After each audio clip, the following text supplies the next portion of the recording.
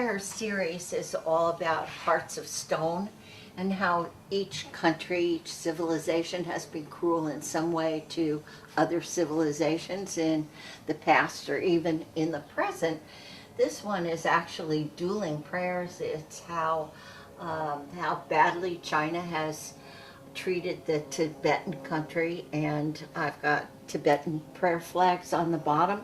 So it's that kind of prayers. And then I've got prayer papers that are burned in the temples. And probably there are about 12 other pieces that go just with this one segment of the dueling prayers. These pages that are on here are from an antique exercise book that's Chinese, where so many things are marked wrong, and I think that that's pretty pertinent in today's political climate. At my age, I'm not going to lint the world as I thought I was when I used to do very, very large installations. I still have an installation that's painted that I have never shown, and it's years and years old. I'm right now probably in a transition time where I'm trying to continue to have a lot of balance in my life. Time to go to the movies, time to work in the yard. I'm a very sociable person. I like to do dinner parties and have the artists come to my garden. Um, I'm doing smaller pieces, but I've not been captured by something new to start with.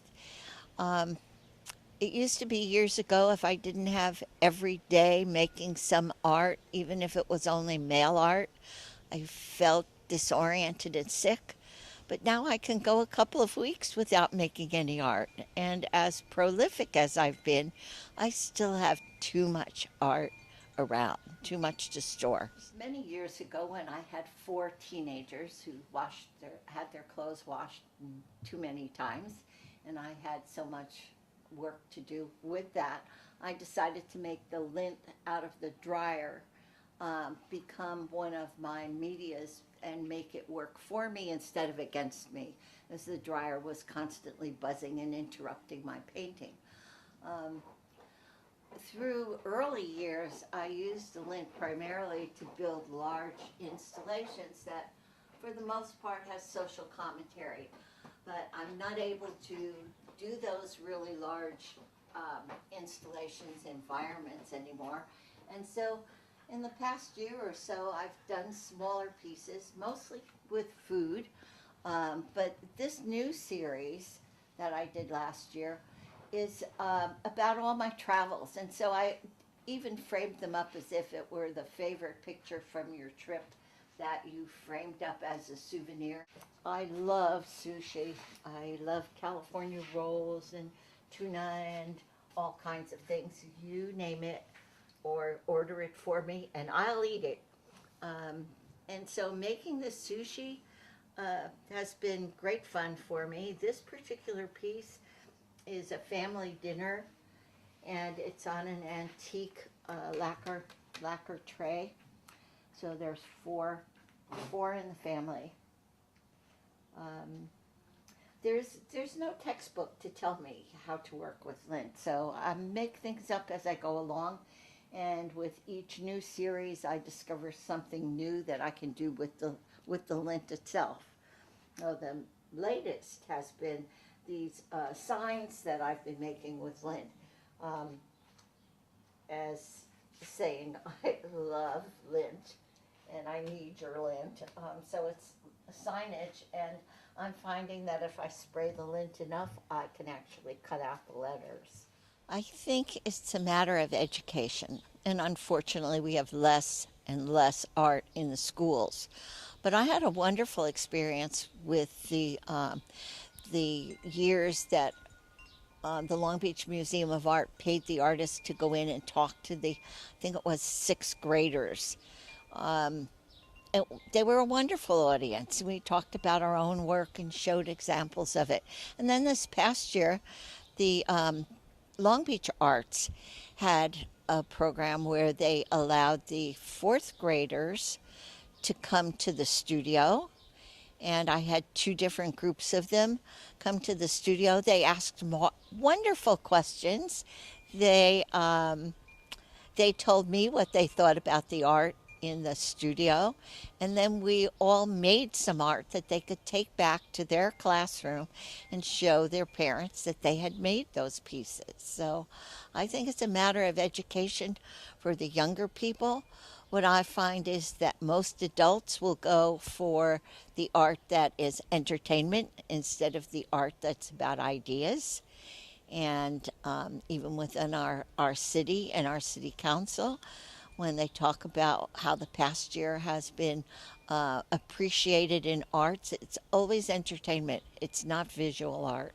So more attention needs to be paid to visual art, but people need to know how to look at it. And that takes an education. This series is called Bad Bridesmaids, and after I had finished writing a book about my parents and their Alzheimer's disease, I wanted to do something that was fun.